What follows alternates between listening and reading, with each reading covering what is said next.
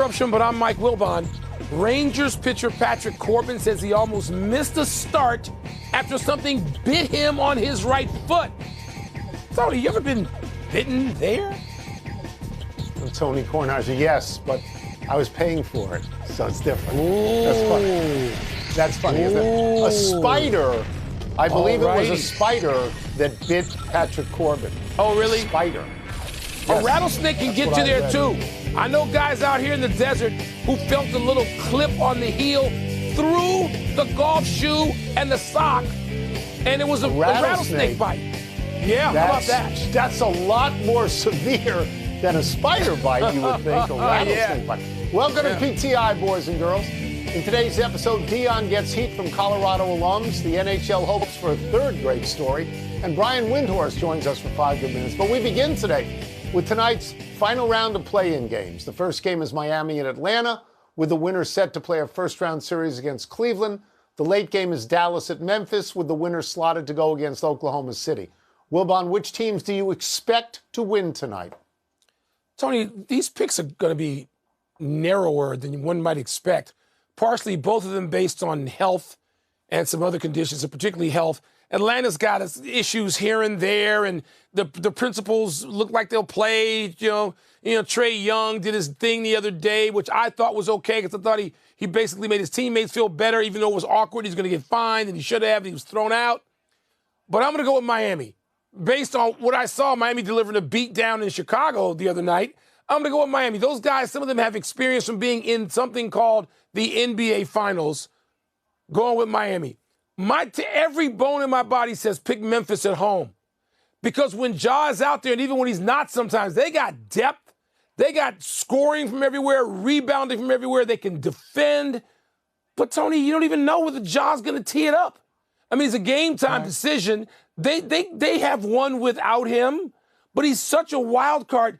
I'm going to learn my lesson. I've been counting on Memphis all year. No, I'm not counting on Memphis. I'm going with Dallas, who I'm sort of rooting for a bit, like you and I talked about yesterday, because of what's happened to them. So Miami and Dallas. All right, I fully expect Dallas to win, and I expect them to win because they have an experienced NBA coach in Jason Kidd. Great Jason point. Kidd has coached that team all this year. Terrific He's coached coach. it last year and years before that. He developed this team until Nico Harrison traded away Luka Doncic. And the guy sitting on the other side of the bench from Memphis has coached in 10 NBA games, and he's lost 6 of them. Excuse me. And his team couldn't inbound the ball at a critical juncture against Golden State. So I expect Dallas to win, and also I'm aware of the fact that John Morant might not play, which makes me expect Dallas to win even more. I expect Atlanta to win, though I am rooting for Miami to win. And I'm rooting for Miami to win without Jimmy Butler because, as you know, I feel that Jimmy Butler tortured that team for days and weeks till he got what he wanted. I don't think he cared about his teammates. I think he only cared about himself. So I would love to see Miami win without him, but I don't think it's going to happen.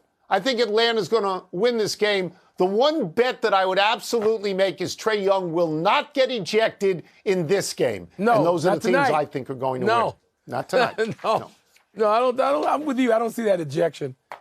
The NBA isn't the only league that officially begins its playoffs tomorrow. The NHL postseason also gets underway. The league has already had 2 memorable moments this year, with Connor McDavid in Canada dramatically winning the Four Nations face-off, and Alex Ovechkin and the Caps breaking Wayne Gretzky's career goals mark. Now the league could add a third. Tone, which NHL team would make for the best story if it were to win the cup? So 3 teams pop up right away. The first one is Edmonton, because Connor McDavid is the best player in the NHL, and he's never won this. He got close last year. I think they went to Game 7 against Florida, but he didn't win it. And as you say, in the Four Nations face-off, which everybody loved, he had the winning goal, so that would give him a spectacular year. The second team is Washington, and not because I live in Washington, but because it would be so remarkable if in the year that Alexander Ovechkin broke Wayne Gretzky's record, his team also won the cup. It would be a drop-the-mic moment. And by the way, they're good. They're the number 1 seed, I believe, in the East. And if he were to win score the game-winning goal, for the Stanley Cup, it would be phenomenal. And the third team for me is Toronto, because it's always nice when a Canadian team wins. They haven't won since 1967. And, Mike, that is the longest drought of any Canadian team. So those are my three right off the top. Well, I wish I had the Canadian flag. You and I could be two of the few popular Americans in Canada right now if we were to go and visit. Because I'm going to give you three Canada storylines. I'm going to slip the Capitals out, sorry. And I'm going to put Winnipeg in there, Tony, because Winnipeg led the league in points. Winnipeg had the best record. And how about this? How about if Winnipeg was to beat Toronto, Montreal, and Edmonton into the winner's circle and deliver to Canada what Edmonton, Montreal, and Toronto have been unable to deliver, but delivered so many times in the history of the league? Winnipeg. So I don't even know what order I would go. I'll probably say Edmonton like you. I root for them, and I root for Connor McDavid. But I never root against Austin Matthews, and I wind up, until they face each other, I root for Toronto. Winnipeg's a new entrant for me. But again, I wish I had the Canadian flag like you have, because I would wave it and get some love. Last time that the President's Trophy winner won were your Chicago Blackhawks in 2013. It's a rarity. It's a rarity. Let's go to college football. I love this story. I love it. Where Colorado has announced it will retire the number 12 that Travis Hunter wore and the number 2 Shedeur Sanders wore. Ceremony will take place tomorrow at the Colorado Spring Game. Some former Colorado players, including star linebacker Chad Brown and offensive lineman Tyler Columbus, have expressed chagrin that nobody from Colorado's national championship team in 1990 has had a similar honor, and they generally felt that this action is coming too fast. Wilbon, do you understand why past Colorado players might not like why the program is retiring the numbers of Hunter and Sanders? Yeah, I understand what they're saying, Tony. And I have it on damn good authority, first of all, that this was going to happen. I mean, this is anticipated from people who've been around Colorado for a long time, because they knew immediately that folks would think that Deion spearheaded this, which I am told, and I believe he did not. And people can say, well, he had influence. Everybody has influence. Any football coach or any campus has influence. The athletic director did this. He did it. Not ordered by Deion. Wasn't Deion's hand moving him around like a marionette. So if the athletic director does this, it's still being objected to by the great players in Colorado history who are calling up the school or people they know, former coaches, former administrators, and say, hey, wait a minute. What about all the people? What about the legacy of all these people? As if Colorado football was invented 2 years ago when Deion got here.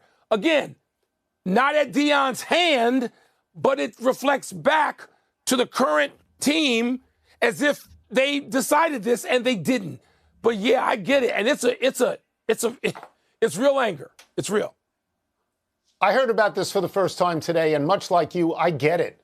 I understand this. If you're telling me that nobody from the national championship team, their only national champion, has been so honored, I would think that people might be upset about that. I think they might stand up and say, whoa, whoa, whoa. Deion Sanders got here 2 years ago. 2 years ago, he hasn't won a conference championship, hadn't even won a bowl game, and 2 of his players are having their jerseys retired, including his son. I don't know about that.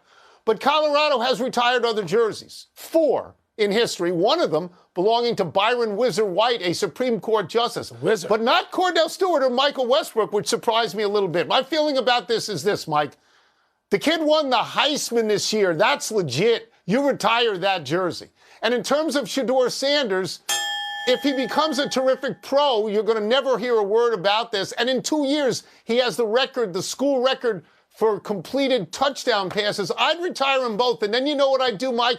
I'd start working backwards and retire others, and I'd get that school up to speed. Tony, that's what I would do. The only place I would disagree with you just a tiny bit, not much, I would just, right now, before we get to that point, find 10 other players who should be honored in some major way. Okay. Whether it's, you can't retire a bunch of jerseys in college. You can't do that. But you can, first of all, you can retire 3 or 4 more, and you can honor them. You can do a ring of honor. Figure it out, Colorado. Sure. Figure it out. Sure. Let's take a break. Coming up, what will be considered a successful postseason for the Lakers? We're going to ask Brian Windhorst. We'll also ask him whether Knicks fans a right to be nervous about the Pistons. Yeah. Blackhawks won the President's Cup and a Stanley Cup in 2013. So it's 12 years since anybody has won the President's Cup and double, right? It's hard. It doesn't guarantee you anything.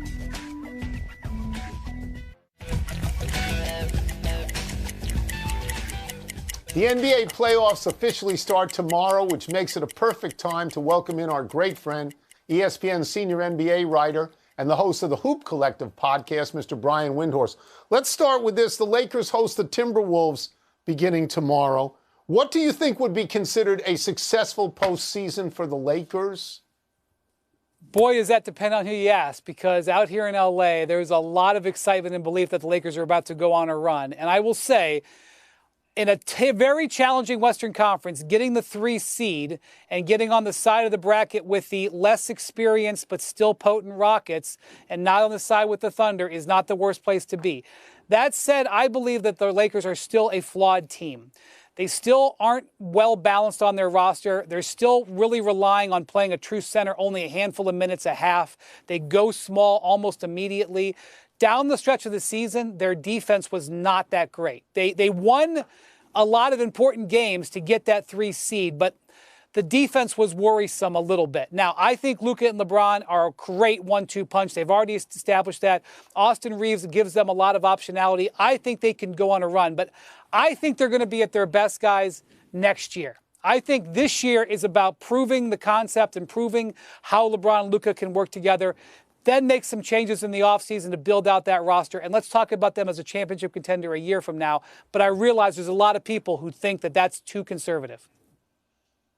Well, we didn't even think we'd be talking necessarily about the Clippers, Brian, 2 months ago. But the return of the real Kawhi Leonard, and now on the Denver side, the departure of Michael Malone, make me have no idea what to expect in this series. Do you have concrete notions of what Nuggets Clippers will deliver? I'm very happy to say I have no idea who's going to win. And that series to me is to me what I'm really going to be focused on. I think what's going on with Kawhi Leonard is very possibly the most important thing in the whole NBA playoffs right now. Because the way he played this down the stretch of this season, he looks like the Kawhi from 2019. And what I mean is getting lift on the jumpers, creating separation, getting out there as a defender, and he's surrounded by a team that is really nicely complemented. They have defenders. They have James Harden as a ball handler. Their center, Ivica Zubac, is having a breakout season. He can cause problems. There's nobody in the league who's had success against Jokic. Jokic has got a great record against everybody. But if there's somebody who's scored some points on the cards, Zubac has done it. Zubac has had some moments against him where he's played him either somewhat neutral or even once or twice gotten him. And so Kawhi playing this way opens up everything. Zubac playing the way he is opens up a chance to deal with Jokic. So I have extraordinary respect for the Nuggets, but my gosh, am I fascinated by the Clippers. And if the Clippers get through this series, am I fascinated by a potential second-round matchup with the Thunder. The Thunder's potential road is brutal. For a 68-win team to have to face either Jokic or maybe a prime Kawhi and Harden in the second round, that's kind of not fair.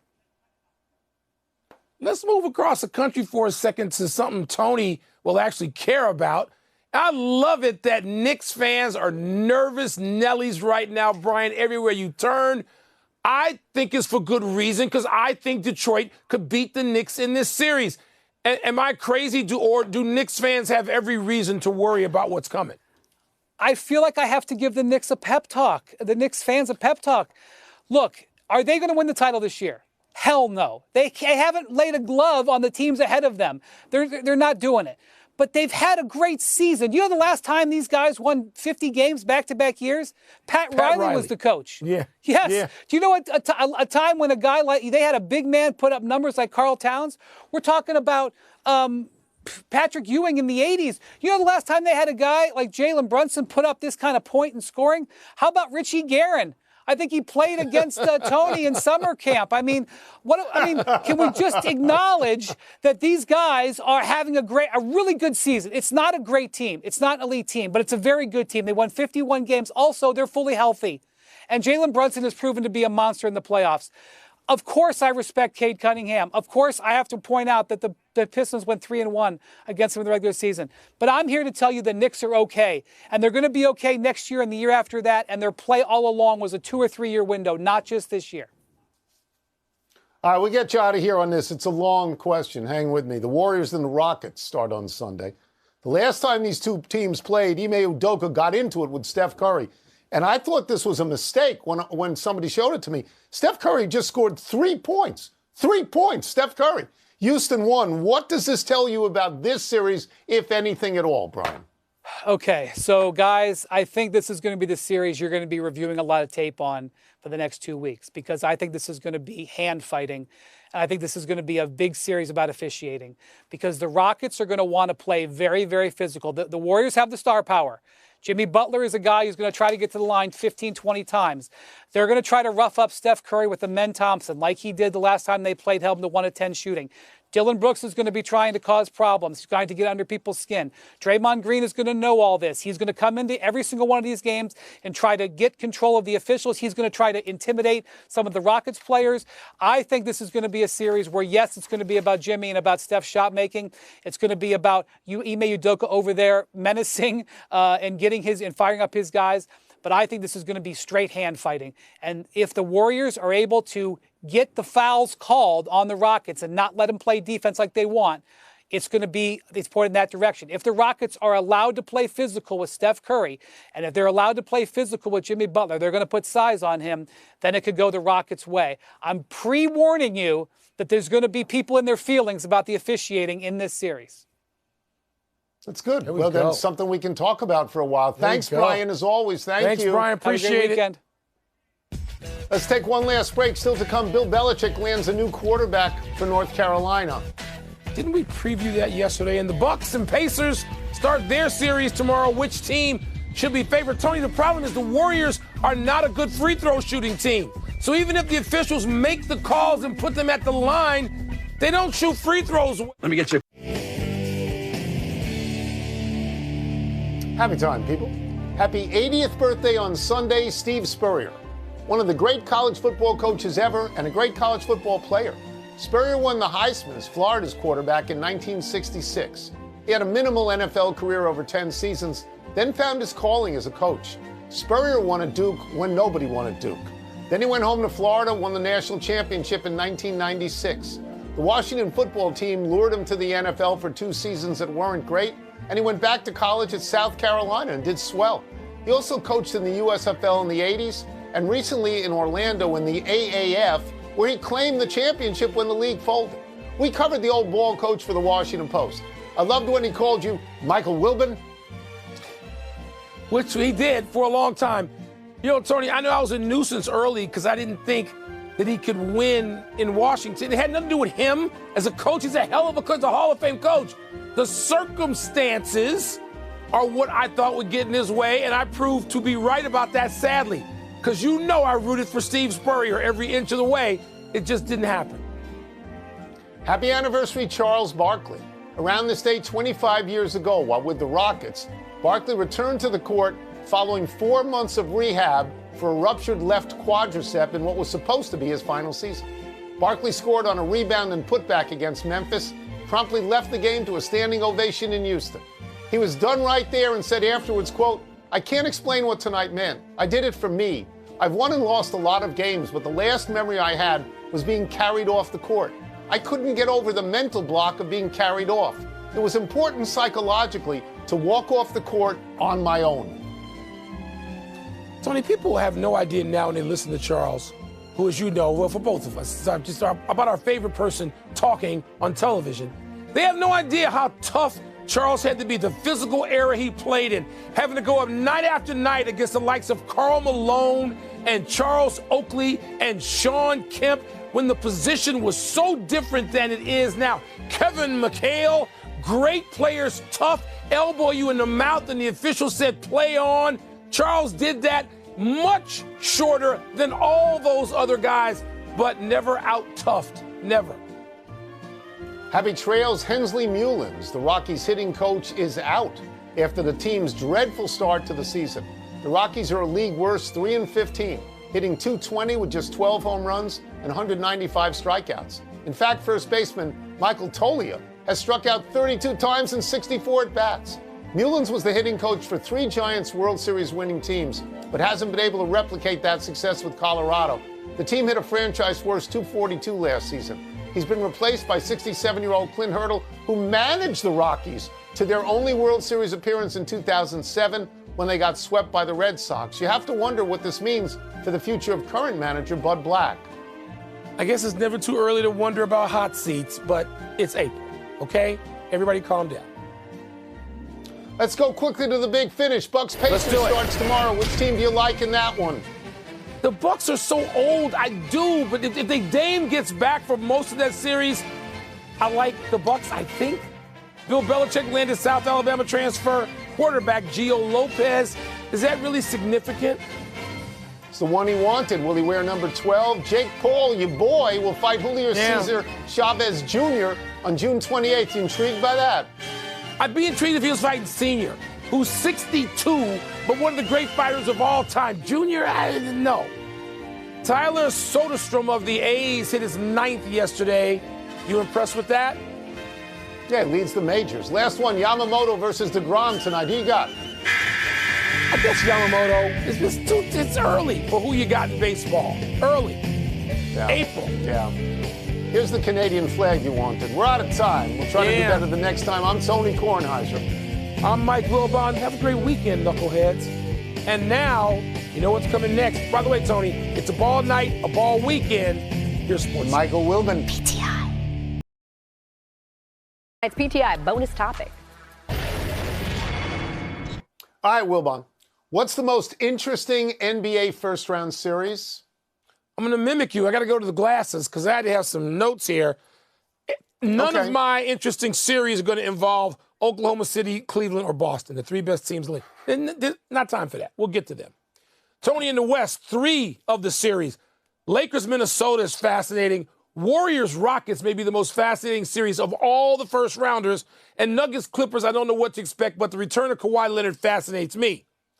Also, Milwaukee, Indy, from a basketball standpoint, young versus old stars. Giannis, I think this could be his last series in Milwaukee Bucks uniform if they get knocked out. And Knicks, Pistons. Knicks, Pistons, Tony, I think Detroit is an important basketball city to the league. And it has been off the map for several years now. It makes Knicks fans nervous, but I like the series, and I'm interested in seeing all of those. Okay, so yes, you just gave 5 series. The question was, which is the most interesting? I don't know. Which is the most interesting? Which? Tell me.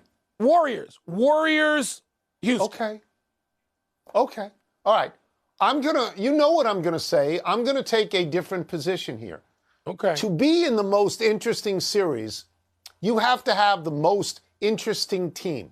The most interesting team from the day Luka Doncic was traded to the Lakers is the Los Angeles Lakers, because LeBron and Luka are the most fascinating and most interesting pair of players playing together. So, Mike, to me, as long as they're in it, the Lakers, they are the most interesting team. Consequentially, their series becomes the most interesting series to me.